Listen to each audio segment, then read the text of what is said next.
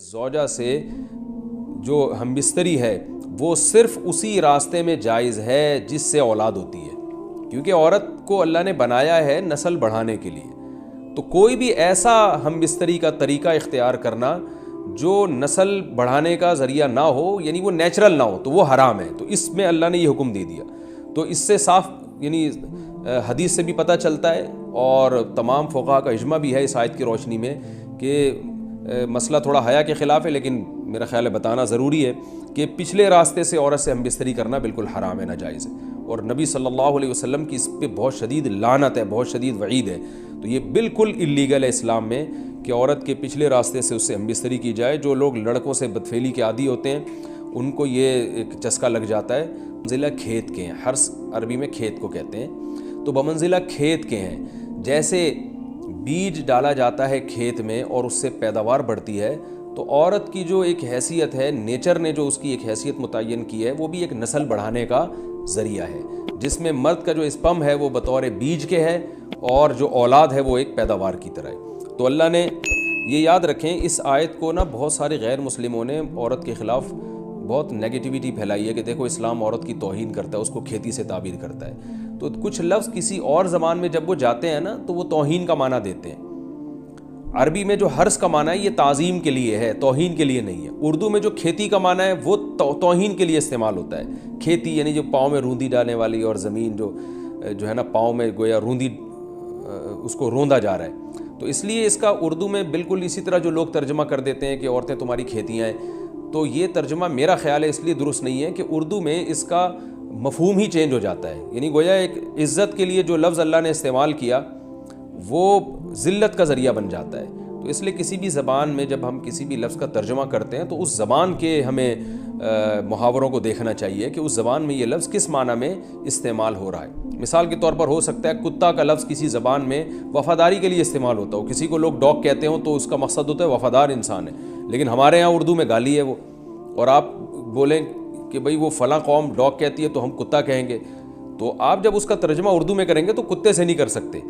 تو اسی طرح یہ عربی کا جو لفظ ہے اس میں بھی یہ چیز غور یعنی ملحوظ رہنی چاہیے۔ تو اس لیے اس کا ترجمہ کیا جائے گا تمہاری عورتیں تمہارے لیے پیداوار بڑھانے کا ذریعہ ہیں، نسل بڑھانے کا ذریعہ ہیں۔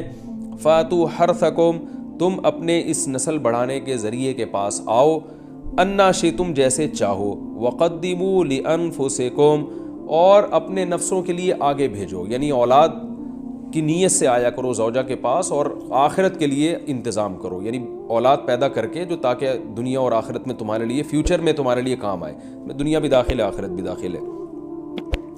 تو اس آیت کا بھی ایک شان نزول ہے کہ صحابہ کرام تو چونکہ جو خواتین تھیں مکہ میں صدیوں سے وہ لوگ آباد تھے، ان کے سفر خاص طور پہ عورتوں کے سفر بہت ہی کم ہوا کرتے تھے۔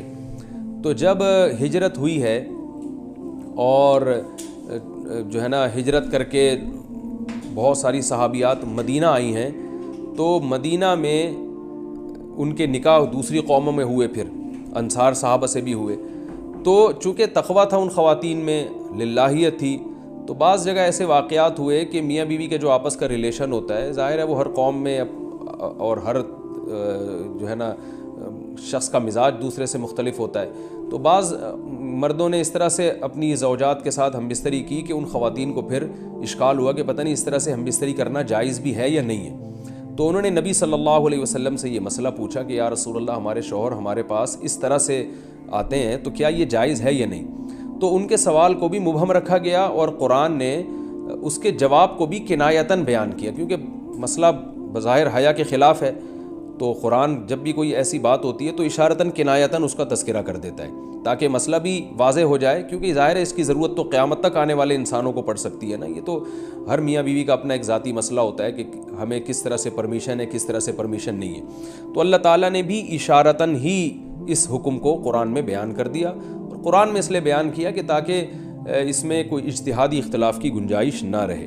تو اللہ نے قرآن مجید میں بیان کیا، فرمایا نساؤکم حرث لکم، تمہاری جو ازواج ہیں، تمہاری جو بیویاں ہیں، وہ تمہارے لیے بمنزلہ کھیت ہیں۔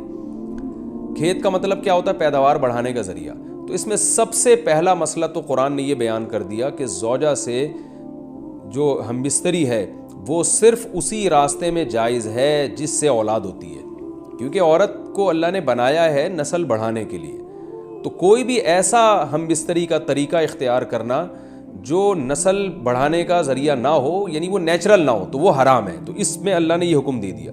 تو اس سے صاف یعنی حدیث سے بھی پتہ چلتا ہے، اور تمام فقہاء کا اجماع بھی ہے اس آیت کی روشنی میں کہ مسئلہ تھوڑا حیا کے خلاف ہے، لیکن میرا خیال ہے بتانا ضروری ہے کہ پچھلے راستے سے عورت سے ہم بستری کرنا بالکل حرام ہے، ناجائز ہے.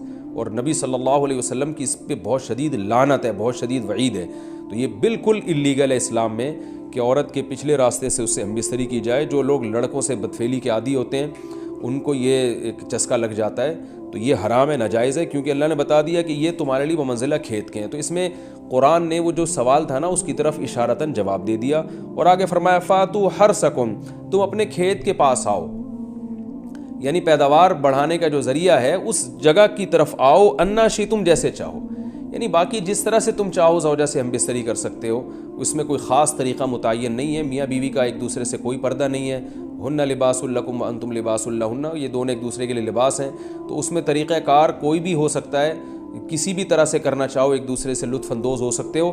لیکن فاتو حرثکم، آنا موضع حرث میں ہے.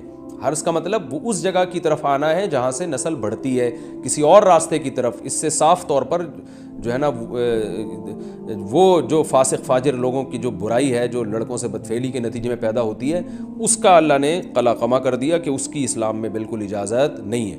باقی طریقہ کار کیا ہوگا یہ تمہارے اوپر، اس کی اللہ نے تمہیں اجازت دی ہے. وَقَدِّمُوا لِأَنفُسِكُمْ، اور چونکہ بار بار حرث کا تذکرہ ہو رہا ہے کہ نسل بڑھانے کا، تو اس لیے اللہ نے فرمایا کہ قدموا لانفسکم، اپنی ذات کے لیے فیوچر میں انتظام کرو. قدموا کا مطلب آگے بھیجو اپنی ذات کے لیے سرمایہ.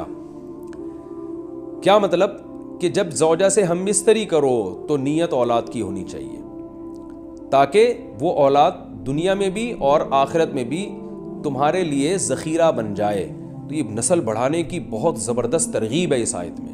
اور اس آیت میں اللہ نے عورت کا کہ بہت ساری ذمہ داریوں میں سے ایک بڑی ذمہ داری کا بھی بیان بتا دیا کہ عورت کو اللہ نے بنایا ہے.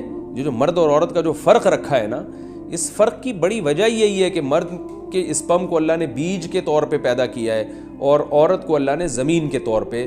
تو بیج اور زمین کے ملاپ کا بنیادی مقصد ہی نسل بڑھانا، پیداوار بڑھانا ہوتا ہے، نہ یہ کہ نسل روکنا. آج فیملی پلاننگ والوں نے اس آیت کی دھجیاں اڑا دی ہیں، اور جو پوری دنیا میں ایک بیہودہ قسم کی تحریک چل رہی ہے، یہ آیت بالکل اس کی نفی کر رہی ہے.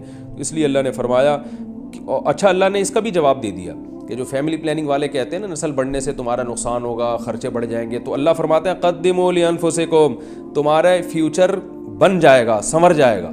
کیونکہ اولاد پہ اتنی انویسٹمنٹ نہیں ہوتی جتنا اس کا آؤٹ پٹ ہوتا ہے. ان پٹ کم ہے، آؤٹ پٹ زیادہ ہے. انویسٹمنٹ کم ہے، اس کے جو پروفٹ ہے وہ زیادہ ہے، دنیا میں بھی اور آخرت میں بھی. تو اللہ نے فرمایا اپنے نفس کے لیے، فیوچر کے لیے انتظام کرو، بڑھاپے کے لیے انتظام کرو. تمہارے بیٹے ہوں گے، بیٹیاں ہوں گی، پوتے ہوں گے، نواسے ہوں گے، بہویں ہوں گی. یہ دنیا کا مستقبل اور آخرت کا مستقبل کیا ہے. جو عبداللہ بن عمر رضی اللہ تعالیٰ عنہ نے جب نکاح کا ارادہ ترک کیا تو آپ کی جو ہمشیرہ تھی حضرت حفصہ، انہوں نے فرمایا کہ نکاح کرو، تمہارے اولاد ہوگی، دنیا سے جاؤ گے تو تمہارے لیے دعائیں مانگے گی. تو یہ آخرت کے لیے ذخیرہ ہے. تو اس لیے اللہ نے فرمایا کہ آخرت کے لیے ذخیرہ کرو. واتقوا اللہ، اور اللہ سے ڈرو. واعلموا انکم ملاقوہ، اور جان لو کہ تم نے ایک دن اللہ سے ملاقات کرنی ہے. تو جتنے حکام اللہ نے تمہیں اس آیت میں دیے ہیں ان تمام حکام کو تم نے فالو کرنا ہے. وبشر المؤمنین، اور ایمان والوں کو خوشخبری سنا دیں.